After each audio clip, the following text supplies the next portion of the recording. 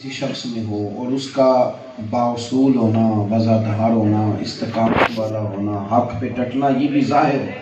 ہم یہ کرتے ہیں کہ ہم کہتے ہیں جناب میں بہت بڑا آدمی ہوں تو میرے لیے کسی کا ادب کرنا، توجہ کریں جی بات پہ، میں اب کسی بندے کے لیے ادب کروں، کسی سے پیار کروں، میں بغیر کسی وجہ کے کسی کی بات مانوں۔ میں اکثر کہا کرتا ہوں کہ 4 پیسے جس کے پاس ہوں، یا کوئی ڈگری تگڑی کسی کے پاس ہو، یا کوئی بڑا عہدہ رکھتا ہو، تو وہ بندہ کسی کا شاگرد مرید نہیں ہوتا۔ وہ کہتا ہے میں تو خود سب سے بڑا ہوں، ڈگری ہو، پیسے ہوں یا کوئی عہدہ ہو، وہ پھر کسی سے دعا لینا بھی پسند نہیں کرتا معاذ اللہ۔ کیوں؟ اس لیے کہ وہ جانتا ہے کہ میں اتنا بڑا ہوں تو مجھ سے زیادہ بڑا کون ہوگا۔ وہ پھر اپنے آپ کو کمزور کر لیتا ہے، اس کے خیر والے تعلقات کمزور ہو جاتے۔ حضرت عمر فاروق رضی اللہ تعالیٰ عنہ اتنے بڑے آدمی ہیں، اللہ نے اتنا نوازا ہے، اتنا اعزاز عطا فرمایا، اتار دیا پر نالا بجا تھی۔ سیدنا عباس گئے ملنے، اور جب جا کے کہا نا آپ نے اتارا ہے، تو کہتے ہیں ساری باتیں سنائی انہوں نے۔ کہنے لگے ایک تو یہ کہ آپ کو پتہ ہے رستے میں لگا دیا، رستہ بھی عام نہیں، مسجد کا رستہ، لوگوں کو تکلیف ہو رہی ہے۔ حضرت عباس بڑے ٹھنڈے دل سے، انہیں پتہ تھا نا تگڑا جتنا مرضی ہے دروازہ رسول کا گدا، سبحان اللہ، ہے حضور کا غلام۔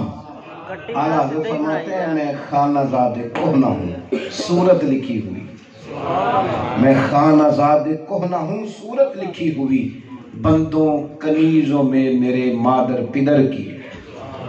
آپ کو وہ والے شعر سنائے جاتے ہیں جن کا ردیف قافیہ ہوتا ہی نہیں سرے سے الا ماشاءاللہ، اور وہ سنائے جاتے ہیں کہ جن کو شاید بعد میں ڈیفینڈ کرنا مشکل ہو جائے۔ فاضل بریلوی کا شعر سنیں، کہتے ہیں میں خانہ زاد کہنہ ہوں، کہتے ہیں سونیا میں آپ کا خاندانی غلام ہوں۔ خاندانی غلام نہیں ہوتے، باپ دادا غلام ہے۔ میں خانہ زاد کہنہ ہوں، صورت لکھی ہوئی، حضور میرا نام نہیں آپ کے رجسٹر میں درج، آپ کے گھر کے ایک ایک بچے جو نور کے ہیں ان سب کو ہماری صورتوں کا بھی پتہ ہے کہ یہ ہماری صورتیں لکھی ہوئی ہیں رجسٹروں میں آپ کے۔ اور کیا کہتے ہیں کہ میں خانہ زاد کہنہ ہوں، صورت لکھی ہوئی، بندوں کنیزوں میں میرے مادر پدر کی ہے۔ سونیا تیرے گھر کے غلاموں میں میرے دادے اور نانے کا نام لکھا ہے، اور کنیزوں میں میری دادیوں اور نانیوں کے نام لکھے ہوئے، بندوں کنیزوں میں میرے مادر پدر کی ہے۔ پھر کہتے ہیں حضور چاند کی روشنی تو ہے پر ڈھل جائے گی، میں خانہ زاد کہنہ ہوں، صورت لکھی ہوئی، بندوں کنیزوں میں میرے مادر پدر کی ہے۔ اور پھر فرماتے ہیں ماہ مدینہ اپنی تجلی عطا کریں، یہ ڈھلتی چاندنی تو پہر دو پہر کی ہے۔ یہ جو شان دنیا میں ہے، یہ ڈھلتی چاندنی تو پہر دو پہر کی ہے، ماہ مدینہ اپنی تجلی۔ اور پھر کہتے ہیں لب واہ ہیں، آنکھیں بند ہیں، پھیلی ہیں جھولیاں، آقا کتنی مزے کی بھیک تیرے پاک در کی ہے۔ بات سمیٹ رہا ہوں، حضرت عمر پتہ تھا حضرت عباس کو کہ یہ نہ حضور کے غلام ہیں اور تابعدار غلام ہیں، ادب والے، یعنی وجہ موجود ہے۔ ہمارے بچے کہتے ہیں کیوں ادب کروں، یعنی بلا وجہ سلوٹ کروں فلانے بزرگ کو، تو دیکھ لو یہاں وجہ تو ہے پر نالا اکھیڑنے کی۔ حضرت عباس نے کہا کہ آپ نے اکھیڑا ہے، کہ بالکل اکھیڑا ہے، اور ان وجوہات سے اکھیڑا ہے۔ تو حضرت عباس مسکرائے، ٹھیک ہے جو وجہ آپ نے بیان کی، اکھیڑ دیا تو اکھیڑ دیا، میری بھی سنیں۔ بتائیے، فرمانے لگے جب یہ میں مکان بنا رہا تھا نا، چھت ڈال رہا تھا، تو مدینے والے رسول تشریف لائے تھے، اور درجنوں لوگ گواہ ہیں، یہ پرنالہ نا رسول پاک نے اپنے دست مبارک سے لگایا تھا۔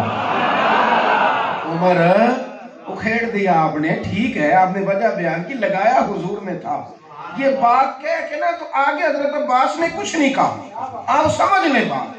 وہ خواجہ صاحب نے کہا تھا نماز پڑھا کے میں تیور دیکھا، میں نے تے کہا بھائی بھول گیا جی، آپ بھول گئے نہیں سب سوم صلاتاں اکو یار دا فکر پہ آئی۔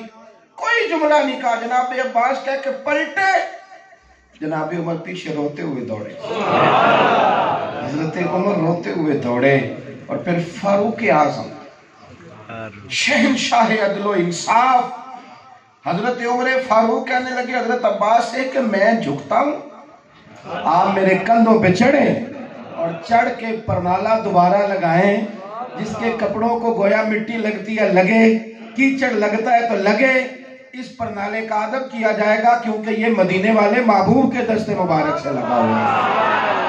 ادب کیا جائے گا، اس کا احترام کیا جائے گا۔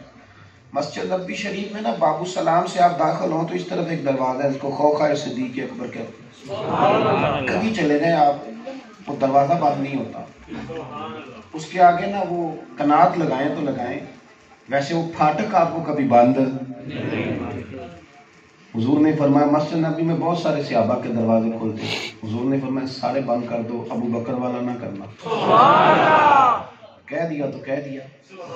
اس کے ساتھ بھی دروازے ہیں، سارا زمانہ ادھر کا ادھر ہو جائے، بڑی حکومتیں بدلی، بڑا کچھ بدلا، پر وہ دروازہ بند۔ یہ ادب رسول ہے، یہ تعظیم ہے میرے نبی پاک، یہ احترام ہے میرے۔ تو میرے بھائی اپنی زندگی ادب والی کریں۔ میں نوجوانوں سے بالخصوص گزارش کروں گا کہ آپ، ہمارے سیاسی لیڈر آپ کو بے ادب بنانا چاہتے ہیں، وہ اپنی جماعت کے کارکنوں کو دوسروں کی توہین پر اکساتے ہیں۔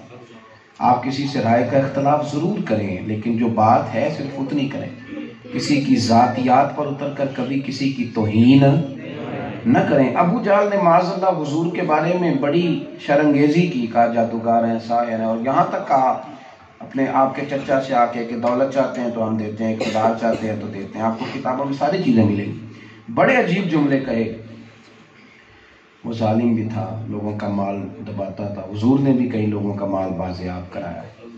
وہ شراب بھی پیتا تھا، لوٹتا بھی تھا۔ تاریخ میں آپ کو نہیں ملے گا کہ حضور نے اس کی ذات پر کبھی کوئی بات کی۔ ہمارا تو آپ یقین کریں اتنا برا حال ہے، ذاتیات پر ڈسکس، فلانا پیسے کھا گیا، فلانا چور دروازے سے امیر ہوا۔ او بھائی یہ ڈیوٹی، اور میں نے ایک صاحب سے کہا کہ آپ میرے پیار والے ہیں، مجھے پتہ چلا ہے کہ آپ کچھ لوگوں سے پیسے لیتے ہیں، رشوت لیتے ہیں، یہ ٹھیک نہیں ہے۔ میں نے کہا جی میں غریبوں سے نہیں لیتا۔ تو میں نے کہا امیروں کا حساب لینے کی ڈیوٹی اللہ نے آپ کی لگائی، اللہ تعالیٰ حساب لے لے گا، ہمارے ذمے رب نے یہ کام نہیں لگایا۔ تو آپ آج کی ہماری اس محفل کا جو سبق اور درس ہے وہ یہ ہے کہ ہم نے کبھی بھی زندگی میں بے ادب نہیں ہونا، کبھی بھی بے ادب نہیں ہونا، اور تعظیم کرنی اور مؤدب رہنا، اور ہمیشہ کوشش کرنی ہے کہ ہمارے لفظ باوضو ہوں، جملے طہارت والے ہوں، ہماری آنکھیں ہمیشہ وہ ہوں کہ جنہوں نے کوئی دو آنسو محبوب کی یاد میں بہا کے نہ تو وضو کیا ہوا، اور ہمیشہ درد والے رہیں، ادب والے رہیں۔ ادب والے رہیں گے تو ویسے بھی آپ سمٹے ہوئے رہیں گے۔ اللہ کے حضور دعا ہے جو میں نے کہا ہے، میرا مالک اسے قبول فرمائے۔